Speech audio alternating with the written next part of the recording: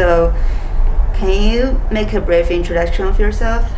So my name is Ismael. I come from the southeast of the United States in a little town called Tallahassee in the kind of northwestern part of the state of Florida.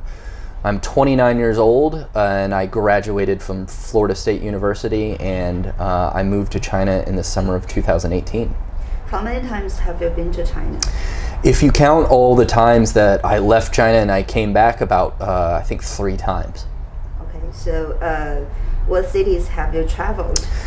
So I've spent most of my time in Beijing, but I've also been to Shanghai and Guangzhou. Can you compare your first impression of China with your current impression of China? When I first came here, I actually didn't have very many impressions, aside from what I'd seen on the internet and like food videos on YouTube. And just what you see in the news in the United States. But I can definitely say my perception has changed a lot, especially living in a city like Beijing, where there's this balance between, this very old part of China and like this new metropolitan, booming modern city. It's definitely interesting. Could you please share a charming or touching moment or sweet memory during your in China? I think some of the sweetest memories I have were when I first came here, and the relationships with the Chinese teachers that we had and the students that we had. It was our first time in China, and they were all very warm and welcoming and friendly and did so much to help us. And there are a bunch of other teachers like me that this was our first time living abroad, our first time in China, and to have people go out of their way to help us, and to take us out to dinner, and tell us things was just, it's just really special and really kind of them. And as far as you're concerned, what would you like to share to your friends about China?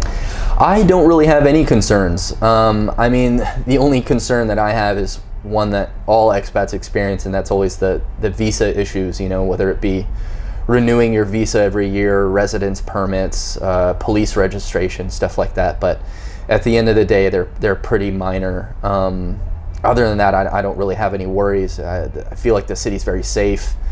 I'm never worried about crime or being robbed or anything like that. So I feel really comfortable here. And how do you see China's recently growing? China has grown a lot. I think it's like especially, you can see it especially in cities like Shanghai, where there's just massive buildings and skyscrapers and neon lights and both Shanghai, Beijing, Guangzhou are just really modern cities. And to know what China was like even just 10, 15 years ago, it's pretty amazing. Do you know the COVID-19? Mm-hmm. So how do you evaluate the Chinese government make the control for that? I think, especially in the beginning, especially as Westerners looking outside in, a lot of the things the government did look very like kind of scary and authoritarian. But especially now that I'm here, you see that those measures are kind of what has allowed China to come back to normal now. And that initially it maybe had been very difficult and very scary, but as a result they were able to take control of the virus and get life back to normal here in China, so people could go back to living their lives in a normal way. And I think it's a stark contrast to what I saw, back home in the West, where, the problem kind of goes unaddressed in many places and, just continues to happen. Okay, so can you show a few Chinese lines as you learned?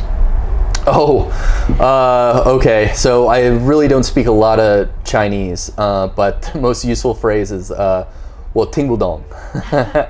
I don't understand. My roommate recently taught me 我马上来, like I'm on the way, which is really helpful when your taxi or Didi driver is calling you, or you order Waimai or something like that. I think those are probably the 2 phrases that I use the most. But again, I speak like just a really embarrassingly small amount of Chinese.